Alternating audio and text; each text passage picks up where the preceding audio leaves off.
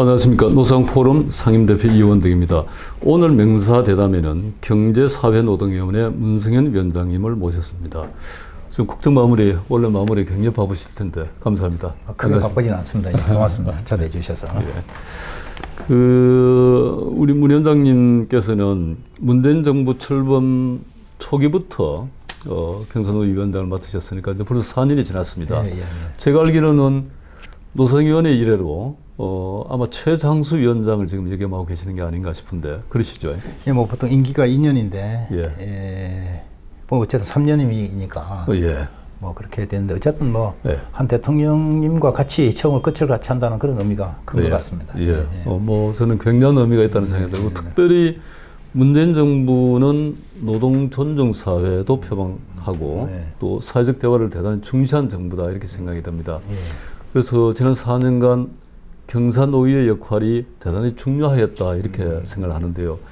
대표님 어떤 성과가 있었는지 한번 말씀해 주실까요? 우선 뭐 가장 큰 성과는 아직까지 공고가 남아 있겠지만 노사가 대단히 합의하기 어려웠던 ILO 기본 협약과 관련된 그 논의를 했고 노는 노대로 사는 사대로 자기 입장을 적극적으로 개진하셨는데 노사가 합의한 건 아니지만 공익위원들이 절충을 잘 하셔가지고 노사의 의견을 반영한 의견을 정부에게 전달했고 또 정부는 그걸 국회에 넘겨서 어떤 국회 입법 과정 가서 그게 제일 크다고 생각됩니다. 그리고 이제 이 코로나 팬데믹 상황에서 어떤 이 경제적 위기 상황이 동반됐는데 어떻게 하면 이걸 잘 넘길 것인가 하는 거에 대해서 노사정이 사회적 협약을 맺은 이 두 가지가 가장 크게 없습니다. 반대로 이제 그 성과 이면에 아쉬운 면도 상당히 있으리라는 생각이 듭니다. 많죠. 대표적으로 뭐 아쉬운 점을 한 두 가지인데요. 하나는 이제 초기부터 문재인 대통령께서 저를 이제 경제사회노동위원회 위원장으로 역할을 맡기신 것도 제가 민주노총 출신이기 때문에 뭐 민주노총도 참여한 사회적 대화, 민주노총이 참여한 사회적 대화 사회를 강력하게 온전체, 뭐 바랐는데 여러 가지 노력을 했지만 우여곡절 끝에 이제 결론적으로는 민주노총이 같이 못하게 된 점. 앞으로도 상당 기간 동안 하기 어렵다고 하는 점들이 확인된 거. 이런 것들이 아쉽다기보다는 하여간 지금 현재 좀 빈 구석으로 남아 있고 그렇긴 하지만 저는 뭐 앞으로는 민주노총이 안 하더라도 사회적 대화는 한국노총과 더불어 잘 해야 된다 이렇게 생각을 갖고 있습니다. 그리고 이제 두 번째는 제 경사노위 법에 보면 경사노위를 설치한 목표가 양극화 해소입니다. 양극화 해소를 하기 위해서 사회적 대화를 한다 한마디로 하면. 근데 양극화와 관련된 논의를 대단히 진지하게 했는데 양극화와 관련된 위원회를 설치하는 데서부터 노사가 의견이 잘 안 모아졌고 또 설치하고 나서도 제대로 양극화와 관련된 해답을 갖지 못했는데 그나마 다행히 최근 들어서 애초에 우리가 생각했던 양극화 해소 방안과 또 이런 양극화 해소위원회를 운영한 끝에 나름 내릴 수 있는 결론 뭐 이런 것들은 또 가닥이 잡힌 것 같아서 다행입니다. 그래서 민주노총이 참여하지 않는 것, 않는 것인지 못한 것 어쨌든 않는 것 그리고 양극화에 대한 어떤 그 의미 있는 결론을 내지 못한 것 이런 게 이제 아쉬움 남습니다. 이 문제는 조금 이따 다시 한번 우리 노사관계 발전 방향 과정에서 다시 한번 이야기를 나누도록 하고요. 지금은 사실은 뭐 누구나 알고 있듯이 대전환의 시기다 이렇게 대전환에 따른 또 대격변의 시대다 이렇게 이야기할 수 있겠습니다. 이게 디지털 전환에 따라서 4차 산업혁명이 지금 가속화되고 있고 또 뭐 기후변화에 따라서 탄소 중립화 정책이 불가피하고 있고 국내적으로 본다면 저출산 고령화가 급속하게 진행되고 있고 또 이제 코로나 시대가 이걸 더 가속화시키고 있고요. 그래서 이런 문제가 결국은 근로자의 일자리를 위협하고 기업의 경쟁력을 위협하고 국가의 지속가능 기반을 지금 뭐 갉아먹는다 이렇게 볼 수 있는데 이런 대전환의 시대에 우리가 뭐 태클해야 될까? 풀어나가야 할 핵심 과제를 뭐라고 생각하시는지요? 저는 이제 솔직히 최근 들어서 이제 디지털 전환이 예. 노동 현장에 네. 큰 영향을 줄 거다 이렇게 생각했어요. 하여간 예. 산업의 성격에 대해서는 뭐 엄청난 변화를 가져온 건 사실입니다. 예. 디지털 전환이 예. 현장의 로봇화라든지 예. 뭐 빅데이터의 근간 예. 운영이라든지 엄청난 변화를 갖고 있는 분야하다. 예. 그리고 탈탄소 문제도 예. 저 엄청난 변화를 가져올 것이다. 예. 근데 이제 산업에 대해서 큰 변화를 가져온 건 사실이에요. 사실인데 이게 노동에 어떤 영향을 미칠 것인가. 예. 그러면 바로 저는 충격이 크게 올 거라 봤는데 예. 오히려 충격을 흡수할 수 있는 곳은 고용 문제에 대해서 급격한 변화를 가져오지는 않을 것 같아요.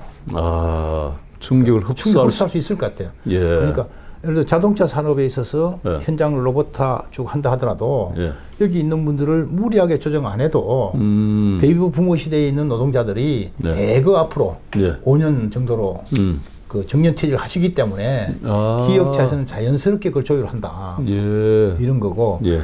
탈탄소 문제도 마찬가지예요. 그러니까 지금 현재 석탄 위주로 돼 있는 그 발전소들이 LNG나 다른 중심으로 옮겨가는 데 있어서 기본적인 인력들은 운이 되는 것이니까 예. 이것도 이제 자연스럽게 정년퇴직으로 하는 네. 흡수가 될 것 같다. 예. 그래서 이제 부분적으로 조율할 건 있지만 네. 양적으로 엄청난 의미 줄기는 줄어요. 노동이 그 분야에 줄지만 그걸 둘러싼 노사 간의 어떤 대립 지점은 예. 그렇게 심하지 않을 것 같다는 제가 이제 판단이 들었어요. 아. 근데 이제 물론 그딴 문제 끝나는 것이 아니라 예. 이제 이 속도는 노사 간에 이야기를 해야 되고 아무래도 뭐 다만 뭐 몇 명이 됐든 사용자는 좀 빨리 하고 싶고 노동자는 덜 하고 싶기 때문에 뭐 부분적인 조율을 해야 된다. 그리고 어떤 노동의 이제 내용이다. 주목할 것은 예. 이걸 뭐 구조 조정을 할 거냐, 양적 조정을 할 거냐 여기보다는 노동의 내용이 달라지는 지점에 대한 노사의 공동 노력이 훨씬 더 필요하다. 노동의 내용이라 하면 구체적으로 직무 전환 같은 거. 직무 전환. 예. 예. 예. 그리고 그게 이제 전환하기 위한 훈련. 네. 이런 것이 필요하고 여기 조금 더 연장하면 나가시는 분들 네. 나가면 끝이냐가 아니라 예. 지금 이제 탈탄소 전환, 디지털 전환과 동시에 인구 전환이 있지 않습니까? 그 저출산 고령화 시대. 예. 그래서 이분들이 60세에 정년퇴직하고 나서 적어도 10년 내 15년 일을 하셔야 돼 어딘가. 맞습니다. 예.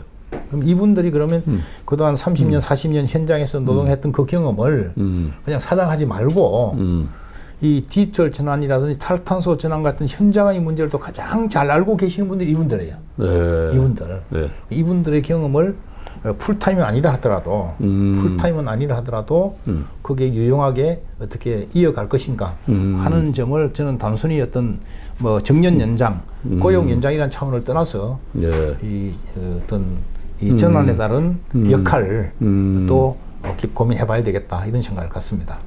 지금 방금 말해서 이제 충격을 흡수할 수 있는 부분 네. 영역에서는 이제 그렇게 문제를 풀어가는 게 합리적이라 생각이 드는데, 그러나 이제 그러하지 않은 많은 부분에서 지금 이제 뭐 과거에 우리가 경험하지 못했던 형태의 비정규직이라든지 플랫폼 노동이 이제 굉장히 많이 빠르게 늘어나고 있어서 이분들은 사실은 보호의 사각지대일 수도 있고 뭐 임금이 불안정할 수도 있고 뭐 여러 가지 근로기준 뭐 기준에 관한 법적 보호가 어려울 수도 있는데 이 문제도 사실 우리가 그렇죠. 걱정을.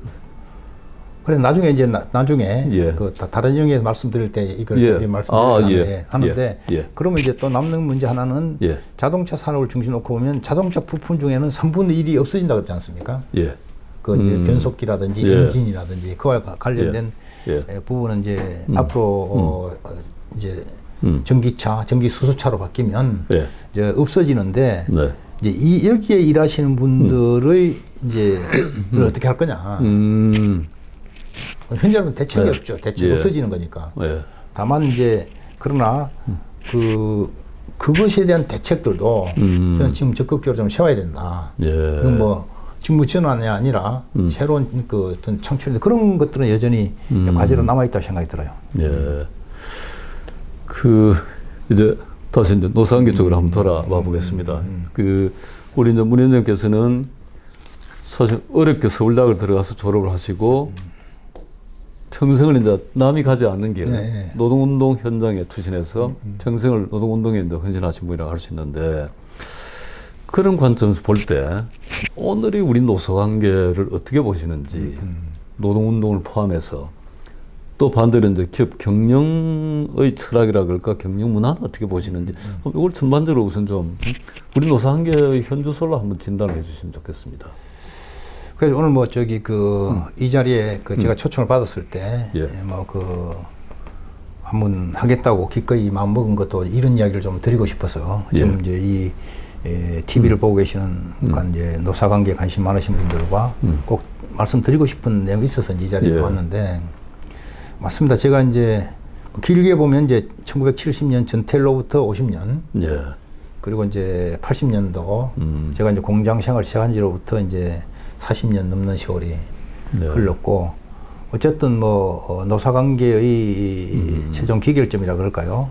사회적 대화도 이제 5년째 이런 걸 종합하면서, 어찌 보면 제가 뭐 사회적 대화의 어떤 뭐 책임자이긴 하지만 그 전문가라기보다는 노사관계 전문가고, 이 정부에서 5년간 계속 할 수 있었던 것도 현장 노사관계의 문제들을 제가 이제 직간접적으로 이제 푸는데 역할을 한 거, 이런 것이 아닌가 이렇게 생각합니다. 그래서 보면 제일 먼저 말씀드리고 싶은 거는 노동자가 다 똑같은 노동자가 아니더라는 겁니다. 네? 노동자가 똑같은 노동자가 아니다. 이만큼 와서 보니까. 예. 그러면 뭐냐? 예. 제가 이제 이 50년 노조와 관련된 일을 하다 보니까 첫 번째 차이가 노동자 중에서도 노동조합을 할 수 있는 노동자와 노동조합을 할 수 없는 노동자라고 하는 분명한 차이가 있더라. 그래서 노동조합을 할 수 있는 노동자는 저는 처음에는 노동자라면 누구나 노동조합을 할 수 있고 또 해야 되고 그 노동조합을 통해서 삶의 문제가 해결되는 것으로 봤는데 이 지나고 보니까 노동조합을 할 수 있는 노동자, 할 수 없는 노동자 분명히 나눠지더라. 그러니까 이제 지금 현재 우리나라 이제 조직률이 12%인데 그럼 앞으로 얼마만큼 늘 수 있느냐? 저는 15% 넘기 힘들다 생각돼요. 예. 네. 15% 넘기 힘들다. 네. 이제 그래서 지금 현재 우리나라에서 이제 이 노동조합을 할 수 있는 노동자하고 노동조합을 할 수 없는 노동자 사이에는 차이가 있다. 이렇게 생각되는데, 그럼 노동조합을 하고 있는 노동자, 하고 있는 노동자는 한 87년으로 보면 예.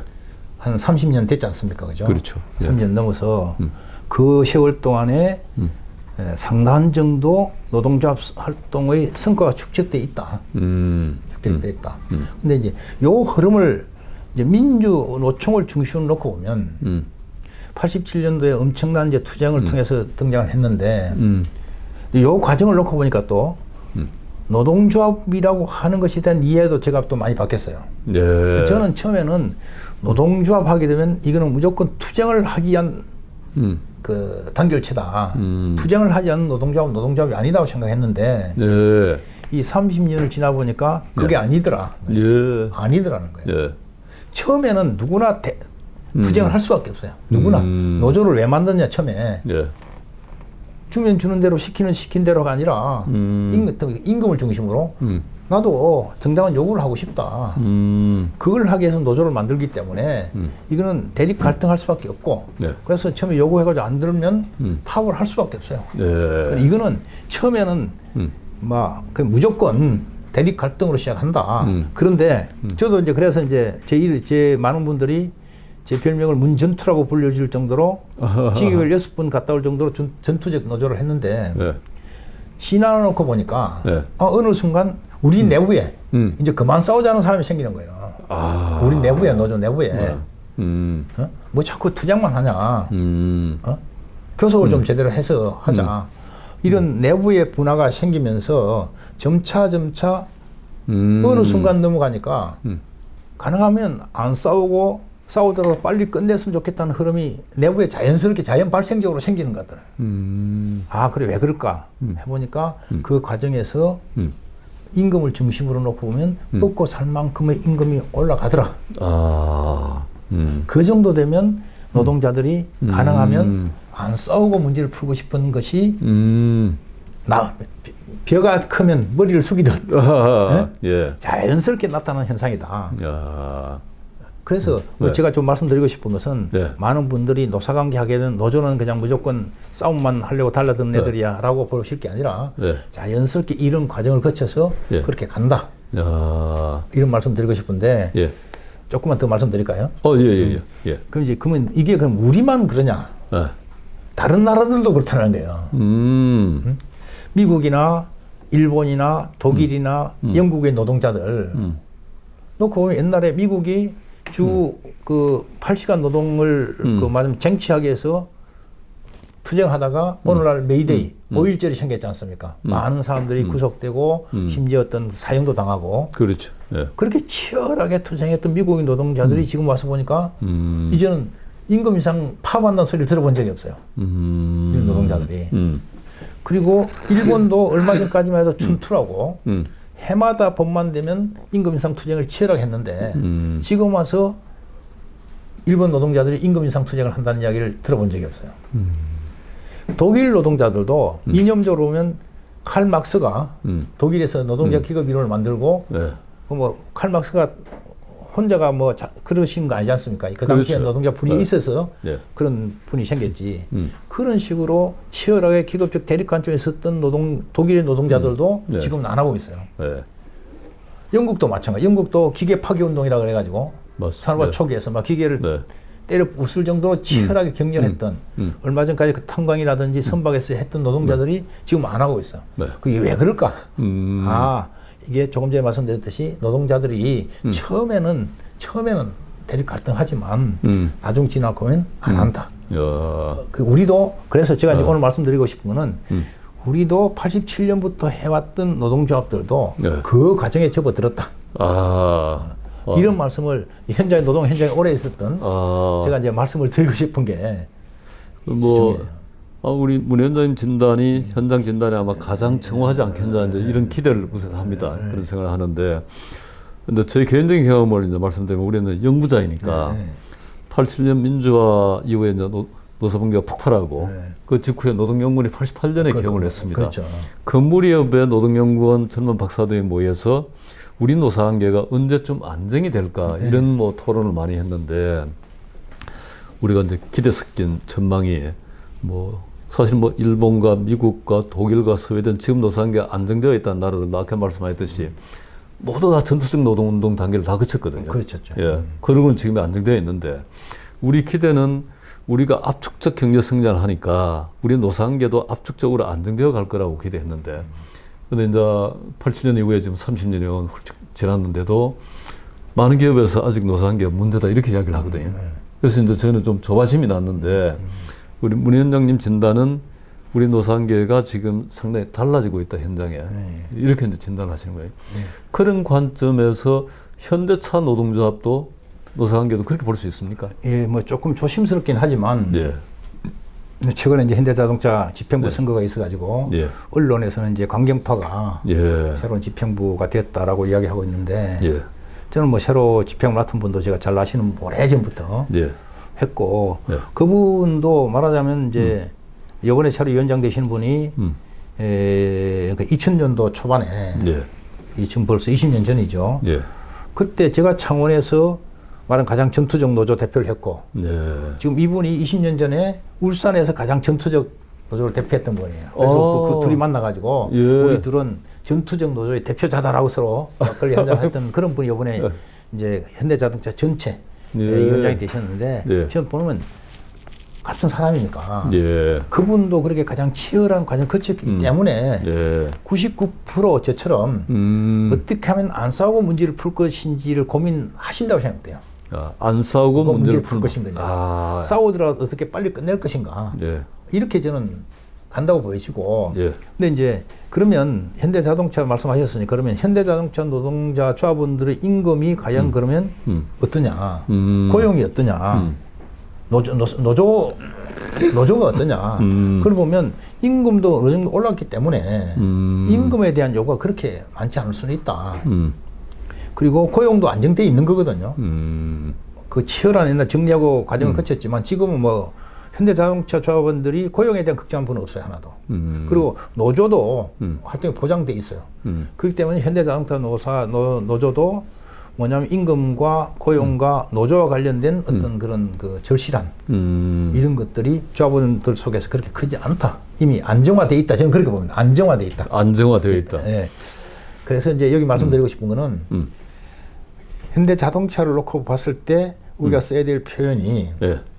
옛날 갈등적 노사관계가 과정을 거치면서 지금 안정적 노사관계로 서로 간에 있고 그건 현대자동차가 가장 대표인데 거기만 그런 게 아니라 다들 그래요. 제가 만나보면 예. 다 만나보면 그 후배들이 저도 뭐 위원장님과 생각이 같습니다. 어떻게 하면 안 싸우고 문제를 풀 것인지 저도 그렇지 무조건 뭐 그냥 뭐 머리 쳐들고 싸우려고 하는 사람 저는 아닙니다. 해서 이미 그러니까 그쪽에서 그 정도로 돼 있고 우리 지금 문제는 그쪽은 노사 저는 그 말하면 현대자동차나 이런 데는 그냥 노사한테 맡겨놔도 99% 해결할 거라고 이제. 예. 네? 노사한테 맡겨놓는데 그리고 현대자동차 사용자도 상당히 숙달돼 있고 아주 능력이 발전돼 있어요. 둘이 잘해요. 잘해요. 뭐 그래서 그런 과정을 거쳐왔기 때문에 잘하고 있기 때문에 거기는 맡기면 되고 다만 우리가 이제 최근에 이제 많은 분들이 그래도 계속 민주노총 투쟁하고 있지 않냐.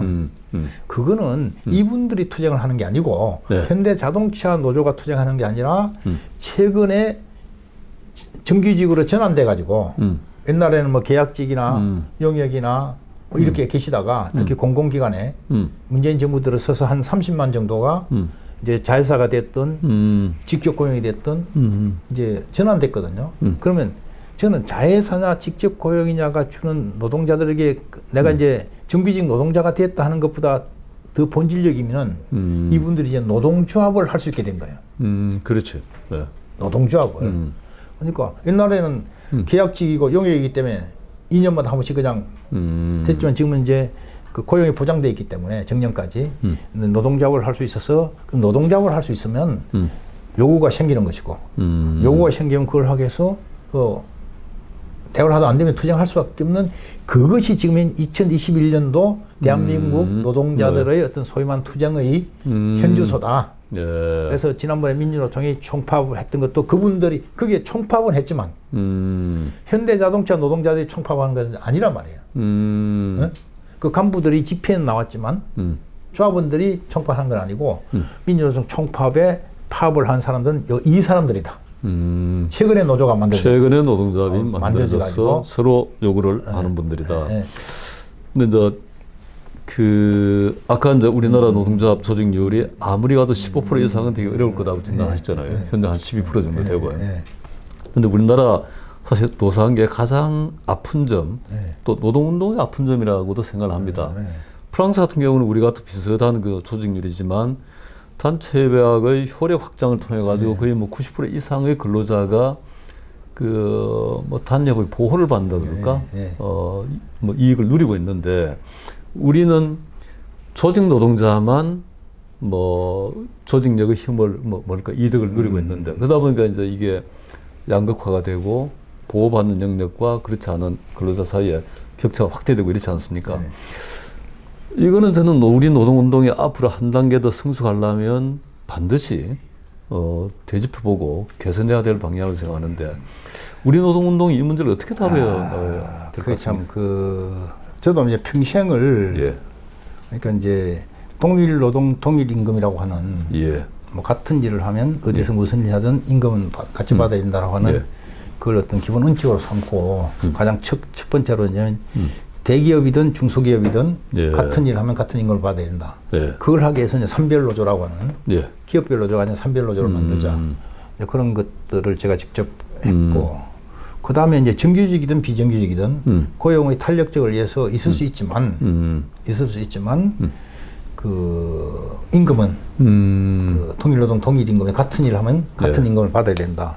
한 이런 것들을 쭉 해왔는데 최근 와서 좀 느끼는 거는 이미 우리는 노동자들이 방금 이야기한 뭐 프랑스나 독일처럼 정규직 그러니까 정규직과 비정규직이 같은 조직 중소기업과 대기업이 같은 조직 그런 취기는 놓쳐버렸어요. 그냥 기업별로 그냥 고착화 되어버렸어요. 이거는 맞아요. 이거는 엄청난 본드로 고착화 됐기 때문에 떼낼 수가 없어요. 제가 겪은 거예요. 저는 이거 우리 노사한게 DNA라고 합니다. DNA에 딱 그냥 꽂혀 있어. 기록이 되거든요. 저는 이걸 막 저도 안타깝고 왜 산별로 가야 되는데 기업별로 이렇게 있냐. 근데 어찌 보면 이것이 갖고 있는 또 장점도 있을 수 있겠다는 생각이 들어요. 맞습니다.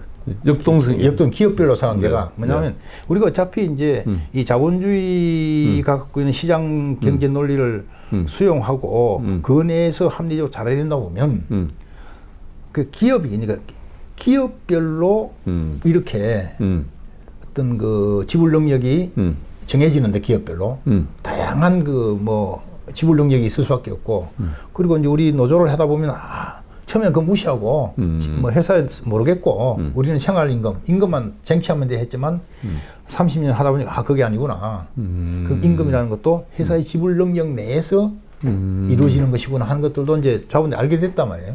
그럼 결국은 임금이라는 것도 획일적으로 동일 노동 동일 임금에서 쫙 갈리는 것보다도 기업의 지불 능력에 의해서 가는 것도 그건 어떠면 자연스러운 현상을 인정하되 무리하게 임금을 서로 같이 한다든지 하는 것보다는 이제 다른 방식을 한번 고민해봐야 되겠다 하는 이제 그런 생각을 저는 최근 들어서 하게 됐어요. 혹시 뭐 대안적 방법에 대한 구상을 가지고 계십니까? 그래서 이게 이제 오늘 이제 제일 핵심일 것 같은데, 그러니까 저는 이제 자 그러면 제가 쭉 노력했던 거는 통일노동 통일임금을 하려면 길은 딴 게 없어요. 딱 하나예요. 이거는 뭐 미적분처럼 복잡한 것도 아니고 더하기 빼기예요. 그러니까 임금을 많이 받는 사람들은 임금을 적게 올리고 적게 올릴 만큼 밑으로 줘서 이거 올리고 이 방법밖에 없잖아요. 뭐 딴 길이 없단 길이. 그렇지. 근데 이게 불가능하다는 이게. 맞아요. 왜냐하면 예를 들어서 지금 상대적 임금을 많이 받는 현대자동차 노동자 조합원들한테 너 임금 그만 올려. 그리고 밑에 하청 중소 우리 더 올려주도록 해. 근데 이게 이제 만약 현재 자동차 조합원들한테 그걸 요구한다는 게 저는 그걸 계속 했는데 최근 들어서 그는 안 되는 이야기를 내가 평생을 해왔구나. 왜냐하면 현대 자동차가 하나의 기업으로 돼 있고 기업별로 상하게 돼 있는데 예를 들어 현대 자동차가 뭐 어떤 상황에서 돈을 많이 벌었어요. 그 경영 이윤이 많이 났어. 그럼 그 많은 이윤을 어떻게 할 거냐 이거지. 근데 그걸 이제 우리 임금 적게 올리겠다. 적게 올리겠다. 대신 저쪽으로 어떻게 하냐 그 기재가 마련되어 있으면 남은 돈 다 누가 가져가요? 주주들이 가져가는 거지. 그러니까 당연히 노동자 입장은 무슨 소리야? 왜 남은 돈을 다 저쪽이 다 가져가? 우리 임금 인상을 해야지. 하는 게 될 수밖에 없고 특히 또 최근 들어서 우리나라의 자동차든 조선이든 전자든 모든 부분이 월드 클래스로 올라가 버렸기 때문에. 맞습니다. 월드 클래스로 올라갔기 때문에 임금 부분도 월드 클래스로 맞춰주지 않으면 경쟁이 불가능해져 버린 거예요. 인재 경쟁에서. 그래서 저는 이제 그렇게 말하자면 임금의 상한선이 뚜껑이 열려버렸다. 뚜껑이 열려버렸다. 저는 그렇게 보는 거예요. 그걸 인위적으로 어떻게 할 수 없다. 이렇게 이제 돼서 이걸 무리하게 할 수는 없다. 그리고 제가 또 하나 한 거는 그럼 임금 많이 인상해라. 인상한 것 중에 일부는 연대 기금으로 내려가지고 밑으로 내려가 보자. 근데 그것도 잘 안 돼요. 왜 우리가 하느냐가 해서 안 돼서 그 두 가지는 이제 거의 포기한 상황인데 그러면 그렇다고 해서 이제 뭐 어떻게 할 거냐. 그래서 이제 생각한 것이 그래서 문제는 중소기업이나 소상공인들에 대해서 지불 능력을 높여주기 위한 노력은 계속 해야 돼요. 그래서 대기업이 이제 그쪽도 도와줄 건 도와줘야 되고 그건 계속 해야 되고 노동자들도 뭔가 연대를 위한 어떤 역할을 해야 돼요. 먹고 살만해졌으니까. 이 두 가지는 우리나라 월드 클래스로 올라갔고 기업도 또 노동자들도 먹고 살만해졌으니까 이전에 기업이나 노동자가 안 했던 역할 적어도 기업도 돈을 벌었으면 일정 부분은 중소기업의 지불 능력을 키우는 쪽으로 반드시 보내야 되고 그래야 월드 클래스는 뒷받침이 되는 거니까 노동자들도 먹고 살만해진 부분의 일부분은 떼서 그 노조도 할 수 없는 노동자들에게 도움을 줘야 되는 거는 이제 그거는 계속 해야 되는데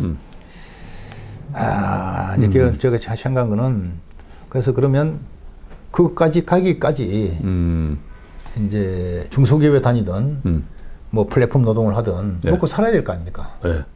그러니까 나는 이번 정부 들어서 문재인 정부가 일자리 정부를 표방하고 일자리 만드는 데서 많이 신경 썼는데 지나놓고 보니까 네. 우리나라만큼 일자리가 많고 일거리가 많은 나라가 없어요. 아, 어? 예, 예. 근데 예. 무언가 어떤 특히 청년들을 중심으로 흔히 이야기 일자리 미스매칭 때문에 그 결합이 안 된다는 거지. 예. 지금 뭐 중소기업 가보면 저기 지방에 가면 네. 일할 사람이 없다는 일할 사람이. 예. 네, 맞아. 예.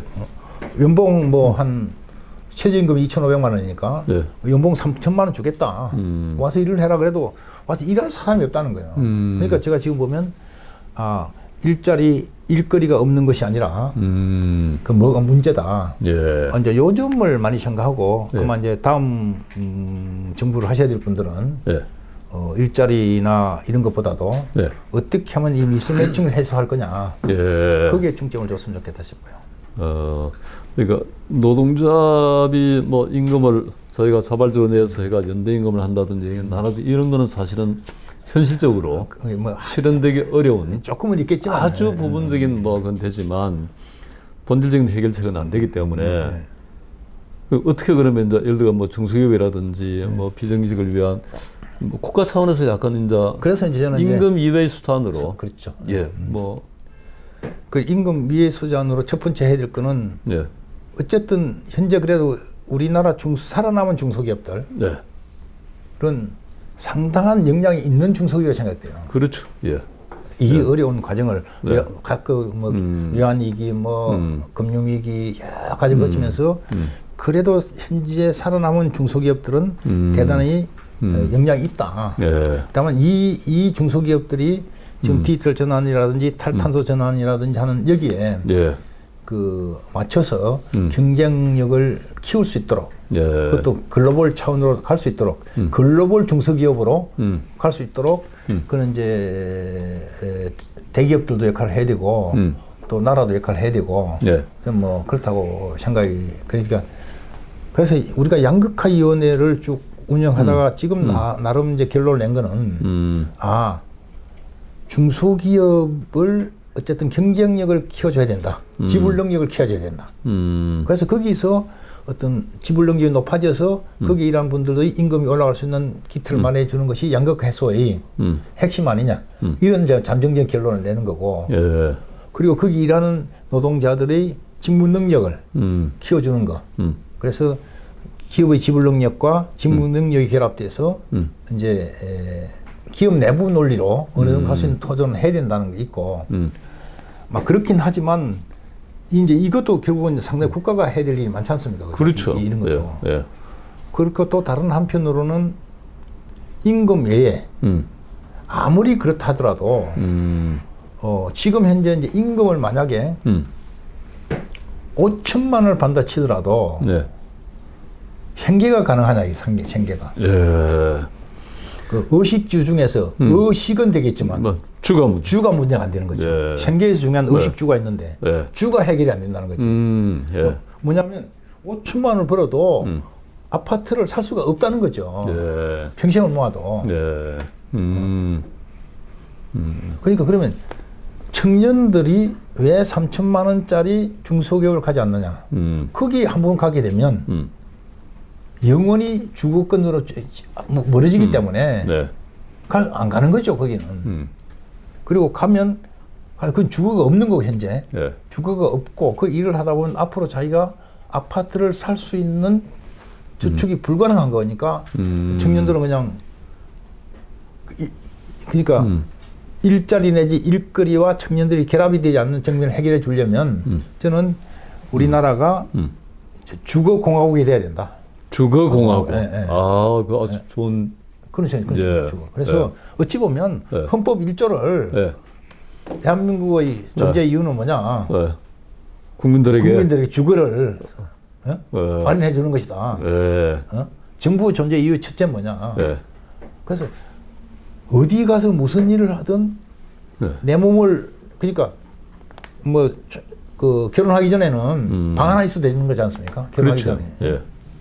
그리고 또 결혼한 후에는 또 뭐 자식들하고 같이 있는 공간과 더불어서 보육. 그러니까 주거와 보육이 일자리 내지 일거리와 결합되는 시스템을 갖춰주면 네. 저는 임금 좀 적게 받더라도 적게 받더라도 내가 일만 하면 나한테 주거가 주어지고 일만 하면 결혼하면 주거와 보육이 해결된다. 하게 되면 저는 청년들이 뭐 많이 못 받더라도 네. 됐어 하고 할 거라 생각돼요. 나는 이제 이게 네. 우리 평생 우리가 임금을 중심으로 노동 운동을 하고 노사가 관계를 맺어온 입장에서 지금 와 보니까 네. 임금만 가지고 다 해결 안 되는구나. 네. 네. 이게 굉장히 아주 중요한 문제제기를 하셨는데 그 진짜 대한민국의 정부의 존재 이유는 우리 모든 국민들에게 특별히 노동조합을 통해서 보호받지 못하는 중소기업 비정규직 근로자에게 주거의 안정을 책임지는 정부가 되는 뭐 그런 지금 와서는 그런 차기 정부가 어떤 정부가 들어서든 가장 역점을 두고 해결돼야 할 문제가 이 문제라고 볼 수 있겠네요. 그렇죠. 그런 것 같아요. 이거 중소기업이 취업하면 우선 뭐 독신자 때는 조그만 뭐 원룸이나 뭐 이렇게 오피스텔이나 이걸 무조건 주고 중소기업에 한 10년간 근무하면 결혼해서 자녀를 키울 수 있는 뭐 20평대 또는 30평대 아파트를 무조건 정부가 공급을 뭐 약속하는 뭐 이런 뭐 구체적인 플랜을 만들었어요. 그래서 독일이 이제 임대 아파트 비율이 40% 독일이. 우리나라도 그러니까 저는 그러니까 나는 내 집을 갖고 싶어 소유. 그럼 그 소유 시장은 가시란 말이에요. 소유 시장으로. 근데 나는 소유는 필요 없어. 내 평생 일하면서 내 살 공간만 있으면 돼. 그러니까 한 건물을 놓고 소유 영역과 이 주거 영역을 서로 바꾸자. 나누자. 좋은 말씀입니다. 그래서 근데 독일 같은 경우는 40% 이상이 소유를 안 하더라도 이제 주거만 하면 되는 쪽으로 그 대부분이 이제 노동자들이에요. 독일에 있는 노동자들이 그런 이제 흔히 말하는 공공 임대주택이라고 하는. 근데 이제 우리나라는 그동안 공공 임대주택이 만드는데 어떤 문제가 생기냐면 공공 임대주택을 만들어서 이제 임대를 해줘요. 그럼 거기 들어가신 분들이 조금 지나면 분양을 요구해요. 맞아요. 소유로 넘어가고 싶어요. 뭐 집값은 계속 올라가기 때문에. 올라가니까. 임대 아파트 내 이제 있으니까 그냥 임대가 주거권이 아니라 소유권으로 넘어가고자 하는 강력한 요구가 있어서 자꾸 임대를 그래서 그분들이 이제는 분양해달라는 또 요구를 하고 그래서 이제 또 주변에 있는 여러 가지 어떤 요인들이 작용해서 이제 그런 너무 왔는데 앞으로 이제 그런 데에 대한 국민들 공감을 해서 이건 그런 건 절대 아니다. 그래서 네가 집을 갖고 싶은 이 임대 공공위에서 나가서 저쪽에 가서 해야 되고 이거는 적어도 우리나라가 뭐 20% 목표를 세워야 되겠죠. 20%는 20%, 30%는 30%. 공공 임대 이거는 우리 들의 문제니까 저는 뭐 그런 식으로 앞으로 그동안 이제 평생 노조를 했고 노사관계를 맺어왔던 많은 분들이 그동안 우리가 임금, 뭐 고용, 안정된 고용, 또 임금의 인상 이런 걸 가지고 그동안 해왔다면 이제는 그걸 풀 수 있는 쪽은 거의 해결됐으니까. 뭐 대기업이라든지 정규직인 이런 쪽은 거의 다 해결됐으니까 오히려 이제 앞으로 그것을 바탕으로 해서 이 노동자들 삶의 문제가 고용은 좀 자유로도 좋다. 뭐 꼭 일자리가 아니라도 일거리가 있으면 좋고 또 임금도 좀 낮아도 좋다. 그런 세상으로 어떻게 만들 거냐 하는 것에 대한 우리 평생 하고 보니까 이거더라 하는 그런 내용을 냈으면 좋을 것 같아요. 단순한 이제 화폐적인 임금에서 근로자 일하는 모든 사람의 삶의 질의 안정이라 그럴까? 삶의 질을 본질적으로 우리가 추구한다 그럴까? 높인다 그럴까? 그리고 현재는 그 핵심의 주거의 안정 문제가 있다. 아주 좋은 말씀입니다. 그러니까 도심에 서울의 도심에 아니면 꼭 앞으로는 도심에 있을 필요는 없지만 어디든 그러니까 저는 반드시 이게 그런데 예. 공간을 그러니까 그런 거 해요. 서울에 그 뭐 도심에 청년 주거용 뭐 전세대를 만든다. 예. 어? 그렇게 공간 하지 말고 네. 이 청년들이 어디서 일을 하고 있는가? 예. 그 일하는 곳과 연결된 주거 공간. 그래서 이 공간은 아무나 들어 일하는 것이 아니라 이 일을 하는 사람들이 그 일을 하는 동안에 네. 들어가는 공간이다. 일과 결부된 주거 공간. 그래서 뭐 그 잘 아시는 옛날 그 전태리 평화시장에 있는 건 지금도 예. 그 봉제를 많이 하고 있거든요. 봉제 그렇죠. 수공하고 계시는 분들이. 예. 거기도 그러면 지금 청년들이 거의 없어요. 근데 뭐 패션이라든지 여러 가지 봉제라는 게 버릴 것이 아니라 잘 키우면 월드 클래스로 나갈 수 있고 지금 올라가 있다 우리나라의 봉제가. 예. 그러면 청년들이 가서 그 디자인이라든지 옷의 여러 가지 옷이 있는 뭐 한번 단추라든지 뭐 여러 가지 기능들을 연구하는 그런 청년들이 일을 할 수 있고 그 일을 하고 그러면 여기에서 원룸이라도 해라. 아마 그런 일과 결부된 주거. 이 주거 문제를 말씀하시니까 내가 옛날에 이제 어려운 체질 공부할 때 80년대에 제가 아무것도 없이 저 아이 둘을 가지고 미국에 가서 공부를 했는데 미국이라 생각하면 우리가 사실 자본주의 대표적인 국가이고 시장 원리가 가장 발전된 나라인데 제가 미국에서 공부를 마칠 수 있었던 가장 중요한 이유는 미국의 그 주거 문제, 빈곤한 사람을 위한 주거 안정 그 뭘까 정책 때문에. 구체적으로 어떤 거죠? 이렇더라고요. 제가 사실 유학생인데도 불구하고 제가 이제 소득이 없어가지고 이제 그 제가 사는 일종 시청이죠. 타운홀에 문의를 하니까 이런 제도가 있다 하더라고요. 그 극빈자 뭐 소득 일정 수준 이하인 사람의 경우에는 그 아파트를 정부가 가지고 있는 그 뭐 시에서 가지고 있는 공공 아파트를 살게 하고 임대료는 그 사람이 가지고 있는 소득의 4분의 1 이상을 임대료로 못 내게. 임대료는 말하자면 정해져 있는 것이 아니고 소득에 따라서 소득의 25%만 임대료로 내도록 이렇게 돼 있더라고요. 그래서 저 그때 사실 깜짝 놀랐는 게 보통 우리가 이제 사회주의 하면 뭐 필요에 따라서 사용하고 능력에 따라서 지불한다 뭐 이런 거 아닙니까? 미국 같이 자본주의의 최첨단 국가에서도 일정 부분에 대해서는 그 구성원들의 삶의 질을 보장하기 위해서 필요에 따라서 주거를 활용하게 하고 그에 대한 임대료는 능력에 따라서 지금 이런 제도가 보완적으로 있더라고요. 보완적인 것이죠. 그래서 우리도 주거 문제 활용을 위해서는 조금 파격적인 뭐 그런 대책이 좀 사실 정부 차원에서 있어야 되지 않겠냐 이런 생각을 합니다. 지금 요새 뭐 코로나 피해 보상을 위해서 뭐 100조를 마련하는 이런 논의가 있는데 우리가 그럴 여력이 있으면 주택 문제에도 좀 정부가 좀 파격적으로 공공임대주택 이런 걸 늘리고 공공임대주택의 경우에 임대료를 일정 금액으로 정하지 말고 내는 사람의 형편에 따라서 물론 그거는 이제 투명하게 해야 되겠죠. 그렇죠. 그런 대책도 한번 검토해 볼 만하다 이런 생각이 그러니까 이제 뭐 그 주거 공간에 들어가려 그러면 선배님도 그렇게 하셨겠지만 내 그 소득을 투명 공개하고 맞습니다.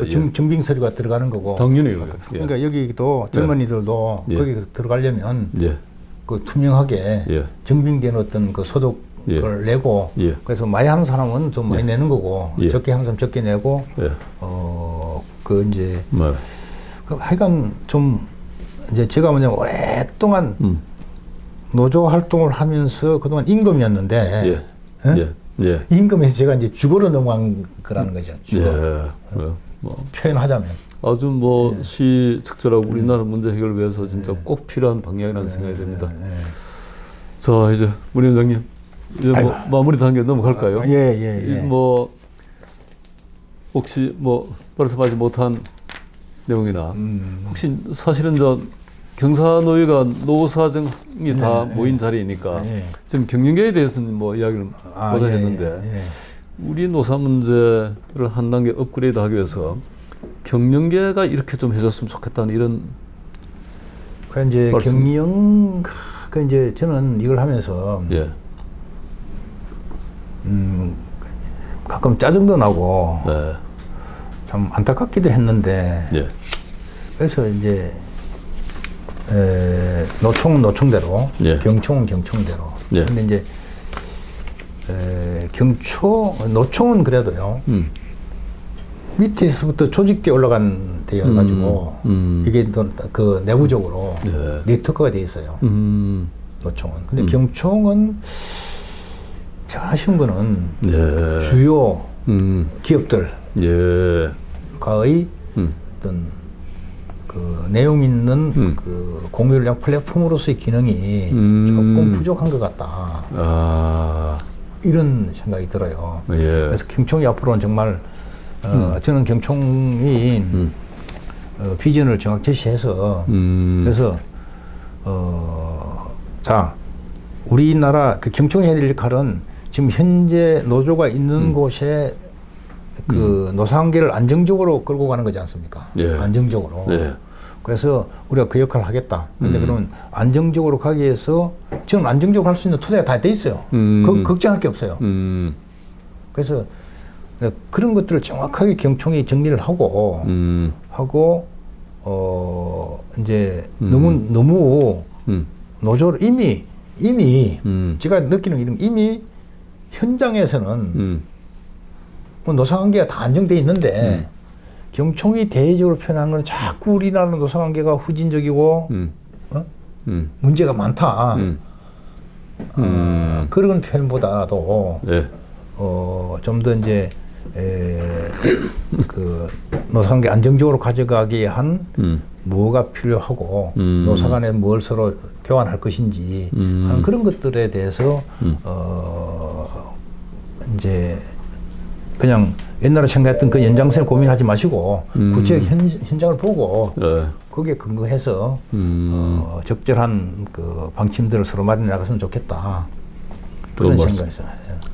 어떤 이야기냐면 예. 한 말씀 드리면 예. 부당 노동의 형사처벌 문제를 경찰 많이 하시는데 예. 예? 현재 이 노조가 있는 거는 부당 노동 행위가 거의 없어요. 그건 마지막으로 삼성이 노조를 이제는 인정하는 쪽으로 가버렸기 때문에 예. 그 큰 범위에서는 우리나라 그 노사관계에서 분노 행위가 그렇게 심각한 문제가 저는 안 된다고 보여져요. 분노 행위가. 이제는. 예.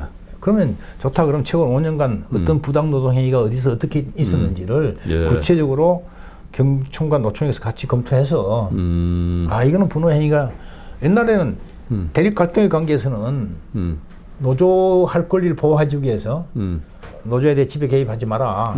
교섭의 성실을 응해라. 이게 이제 그걸 안 하면 이제 처벌받도록 해놓은 거지 않습니까? 두 가지. 집에 개입과 교섭에 대한 성실한. 근데 이제 지금 와서는 뭐 교섭도 하고 있죠. 어? 그 노조에 집에 개입할 생각도 안 하고 있지.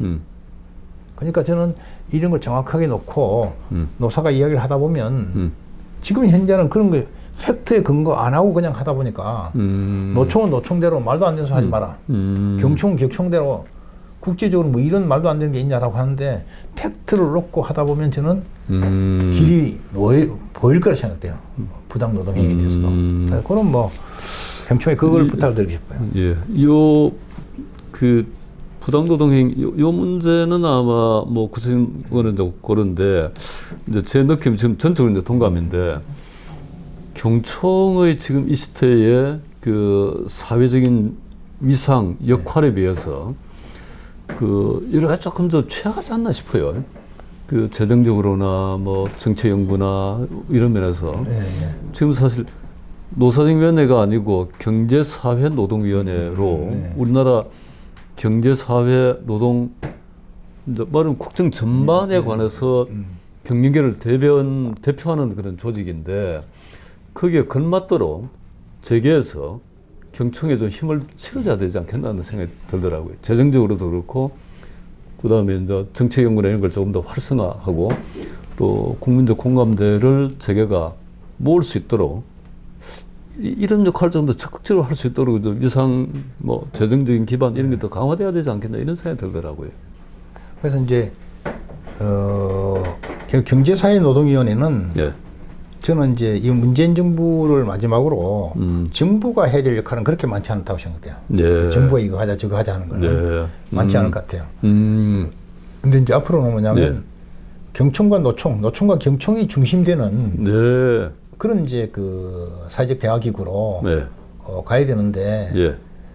그러면 이제 경총이나 노총이나 이제 어떤 의지를 가지고 어떻게 갈 거냐. 그래서 이제 노총도 뭐 조직된 노조를 대표하는 거예요, 노동자를. 예. 기본적으로는 경청도 노조가 있는 회사를 대표하는 것이지 일반적이지 않지 않습니까? 그래서 이것을 대표하는 노총과 경총이 그럼 어느 정도 문재인 정부까지 쭉 오면서 어떤 것들은 해결되고 어떤 건 안 되는가. 그러면 우리 노총은 이런 게 됐으면 좋겠다. 또 경총은 이런 게 됐으면 좋겠다. 라고 노경총이 테이블에 자기들 의지들 올려놓고, 올려놓고, 이거 이야기할 거냐 말 거냐. 하면 또 어떻게 주고받을 거냐 말 거냐. 그러면 쉽게 이야기하면, 노총이든 경총이든 이야기할 거리가 없으면 극단적으로 하면 사회적 대화를 할 이유가 없는 거예요. 정부가 뭐 앞으로는 근데 다 할 이야기는 다 있다는 거죠. 노총은 노총대로, 경총은 경총대로. 그러면 그걸 가지고 서로 대화를 통해서 이거는 주고받을 수밖에 없어요. 그러니까 저는 뭔가 노사가 대화를 통해서 할 의지가 있고 그걸 내 것만 하려는 것이 아니라 주고받을 용의가 있고 해야 이 사회적 대화가 이루어지는 것이지. 나 그거 가봐야 할 이야기도 없어. 그리고 나는 뭐 제대로 주고받을 것도 없어. 그러면 애초에 그게 안 된다고 생각돼요. 그래서 이제 경총이 그 소속 그 회사들하고 좀 여러 가지 논의를 하셔가지고 에 근거한 그 요구들. 그러니까 과연 지금 또 분호 행위도 그렇고 또 이제 말씀하시는 파업시 대체 근로 이야기하거든요. 네. 근데 요즘 파업 자체가 없기 때문에 과연 그게 절박한가? 또 공장 증거 행위 요즘은 증거도 안 해요 거의. 그런 것도 경찰에서 이야기하는 것도 그 이슈별로 최근에 팩트를 놓고 그럼 거꾸로 그 이야기를 하면 또 거꾸로 노총은 그 증거 행위에 대해서 하면 무슨 소리야? 근데 또 사실은 증거도 안 해요. 노총 입장에서 증거를 안 해. 파업하면 지금 집에 가지 증거도 안 해요. 옛날에는 그 뭐 집회를 하고 해야 되기 때문에 지금도 그런 거 안 하는 거고 그리고 그 파업을 안 하기 때문에 대체 근로도 뭐 노사가 보면 이거 가지고 크게 부딪힐 게 없고 접점이 가능해요. 접점이. 그래서 뭐 직장 증거 행위도 그러면 아주 이런 제한적으로 서로 좁힐 수 있고 분호 행위도 좁힐 수 있고 이런 거는 뭐 분호 패고 이런 거는 아직까지 좀 더 이야기해 보자. 이런 것이 가능하기 때문에.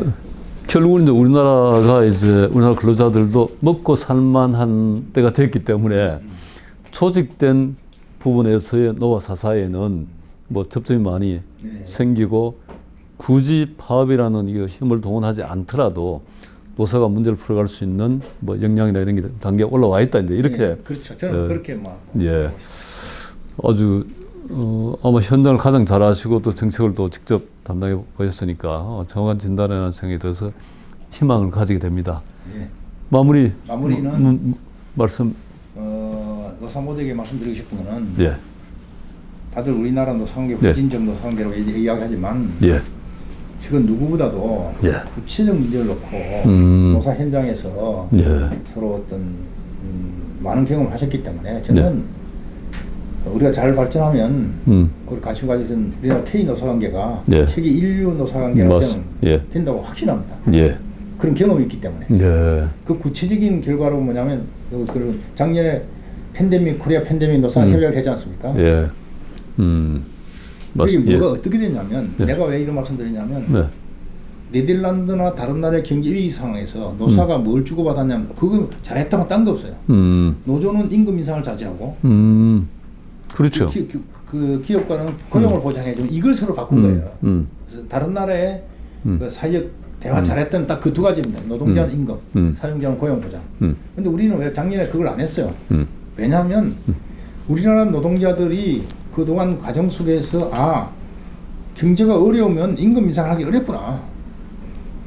알아서 임금 인상을 안 하는 거지. 우리가 그렇지 않습니까? 지금 그렇죠. 과정을 보면. 네, 네.